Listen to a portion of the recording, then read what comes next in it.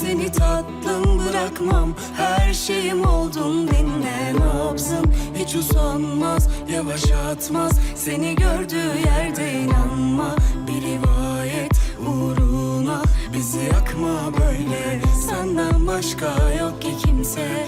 Kör olsun baksa bu gözler. Sardım seni tatlım, bırakmam. Her şeyim oldun, dinle nabzım. Hiç usanmaz, yavaş atmaz. Seni gördüğü yerde inanma. Bir rivayet uğruna bizi yakma böyle. Senden başka yok ki kimse.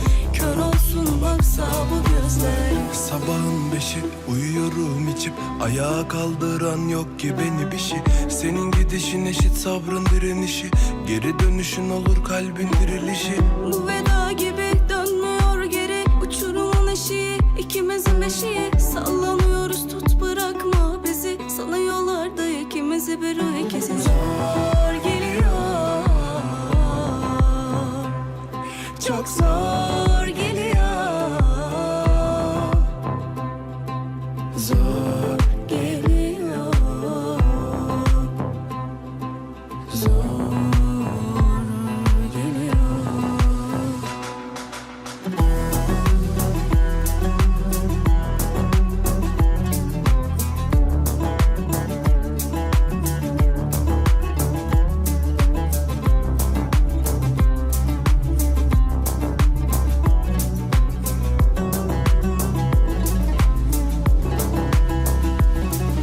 Sardım seni tatlım, bırakmam. Her şeyim oldun, dinle nabzım. Hiç usanmaz, yavaş atmaz. Seni gördüğü yerde inanma. Bir rivayet uğruna bizi yakma böyle. Senden başka yok ki kimse.